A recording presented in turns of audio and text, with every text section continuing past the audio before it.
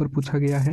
ये UP PSC pre 2011 में और यूपी के लोअर सब ऑर्डिनेट 2008 के पेपर में पूछा, 2010 में पूछा गया। अगला प्रश्न भी एमपीपीएससी प्री 2010 में ही पूछा गया। पीएससी प्री 2010 में ही पूछा गया है। झारखंड पीसीएस प्री 2010 में, झारखंड पीसीएस प्री 2010 में ही पूछा गया है।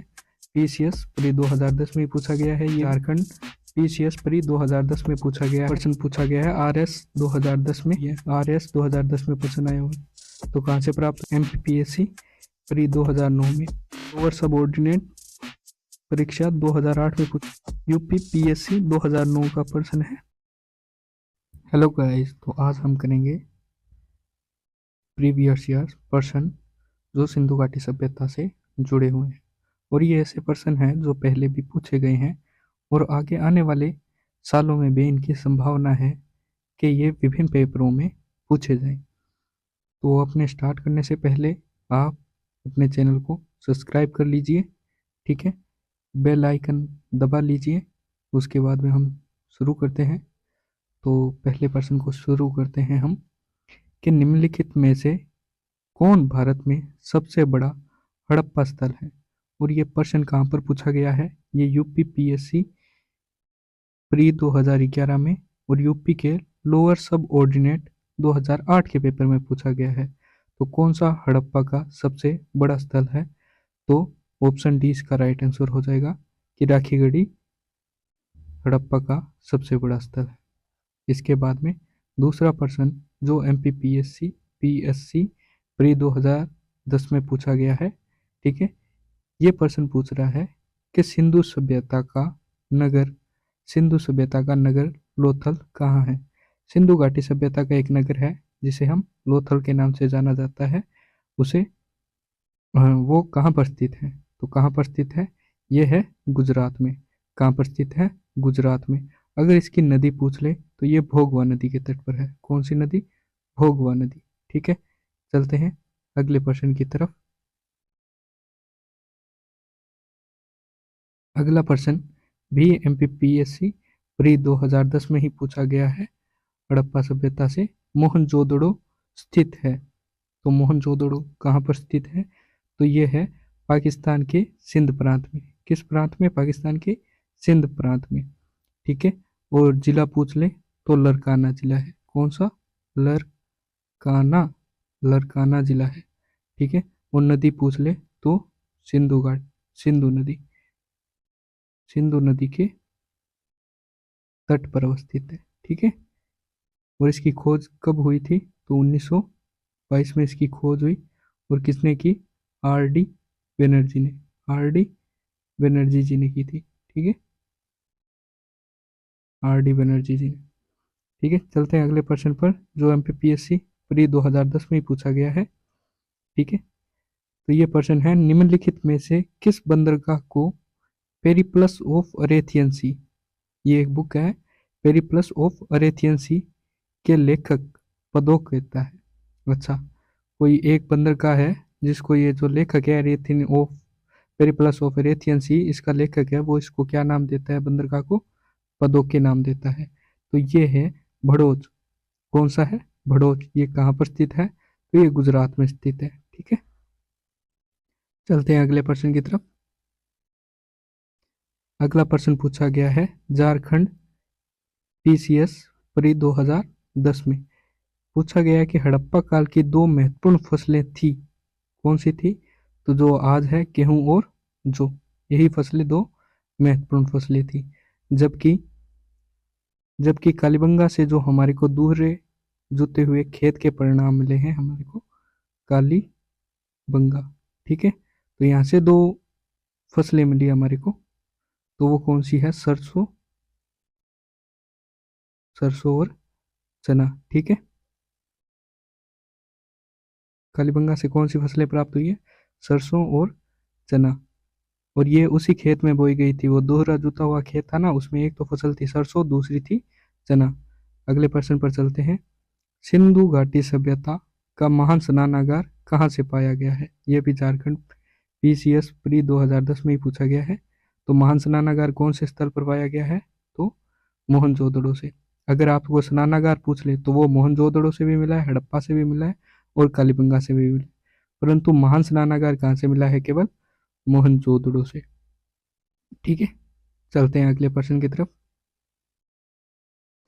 अगला प्रश्न है, निम्नलिखित हड़प्पा कालीन नगरों में कौन सा नगर मृतकों के टीले के नाम से जाना जाता है? मृतकों के टीले के रूप में विख्यात था। झारखंड, पीसीएस प्री 2010 में ही पूछा गया है ये भी। मृतकों का टीला किसे कहते थे? तो मृतकों का टीला कहते थे मोहनजोदड़ो को। किसे कहते थे? मोहनजोदड़ो को।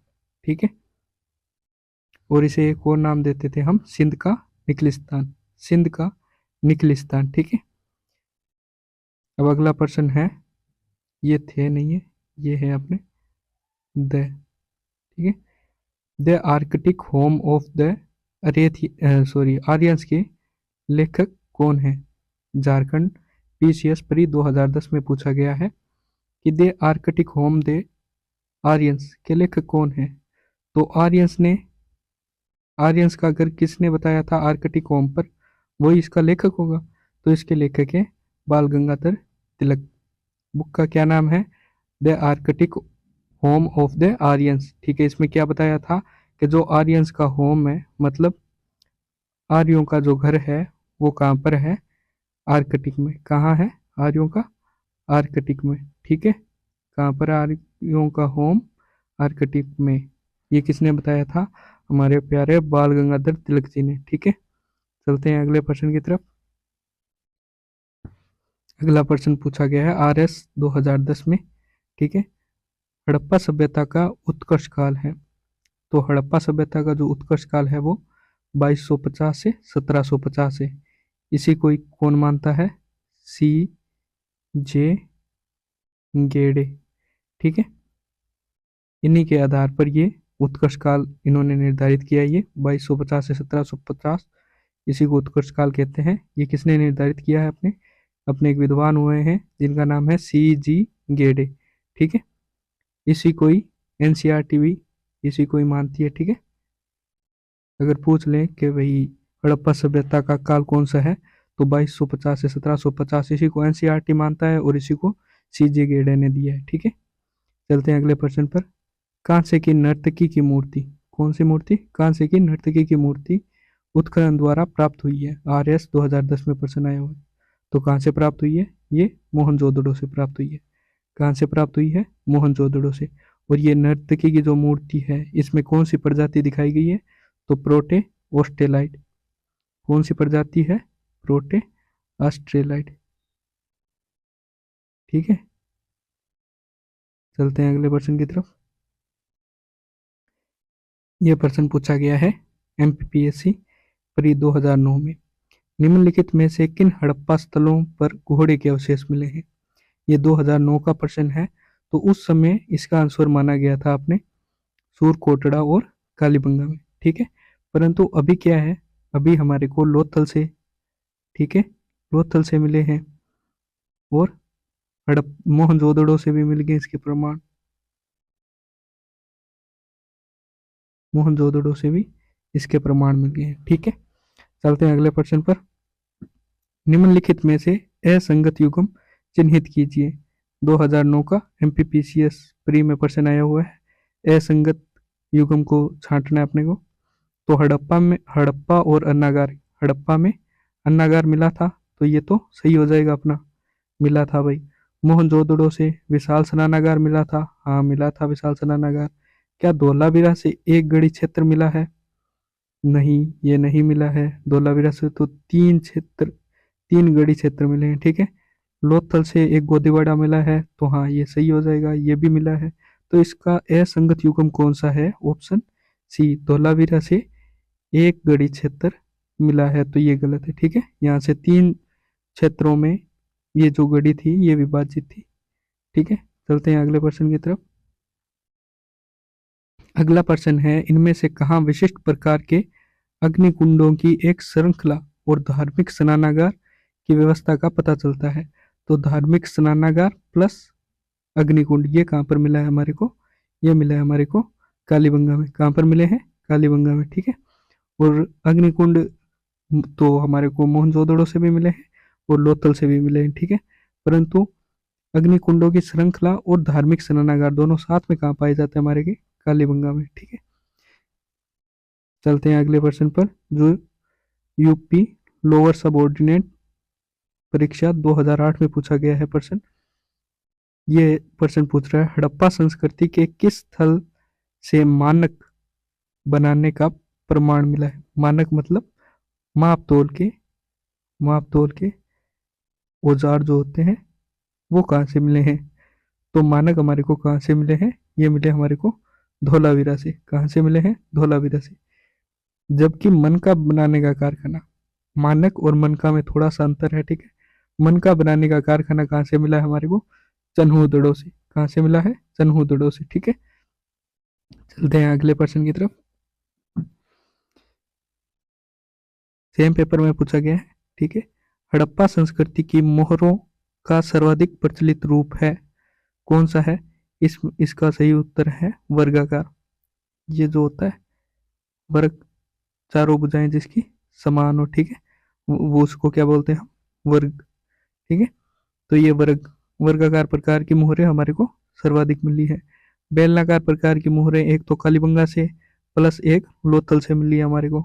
आयताकार प्रकार की मोहरें भी मिली है हमारे को, और गोलाकार प्रकार की मोहरें नहीं मिली हमारे को, ठीक है। चलते हैं अगले प्रश्न पर। यूपी पीएससी 2009 का प्रश्न है, निम्नलिखित में से किसकी पूजा हड़प्पा संस्कृति में नहीं की जाती थी। किसकी पूजा नहीं की जाती थी, शिव की। शिव की तो की जाती थी, आदि शिव की मूर्ति भी मिली है वहां पर। पीपल की भी की जाती थी। विष्णु की नहीं की जाती थी। माता देवी की जाती थी। तो इसका राइट आंसर क्या हो जाएगा, ऑप्शन सी, विष्णु। चलते हैं अगले प्रश्न की तरफ। अगला प्रश्न है, चन्हूदड़ों के उत्खनन का निर्देशन, चन्हूदड़ों के उत्खनन का, 2 मिनट रुकना, चन्हूदड़ों के उत्खनन का निर्देशन किया था, कब पूछा गया है, 2009 में। किसमें, यूपीपीसीएस, ठीक है।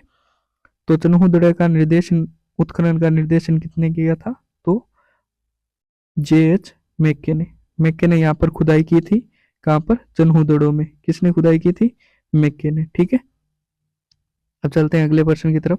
यूपी पीसीएस 2009 में पूछा गया है, निम्नलिखित में से कौन सा हड़प्पा सभ्यता का नगर 3 भागों में विभाजित है।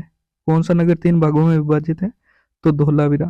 कौन सा, धोलावीरा। ये 3 भागों में विभाजित है। एक तो गढ़ी क्षेत्र, ठीक है।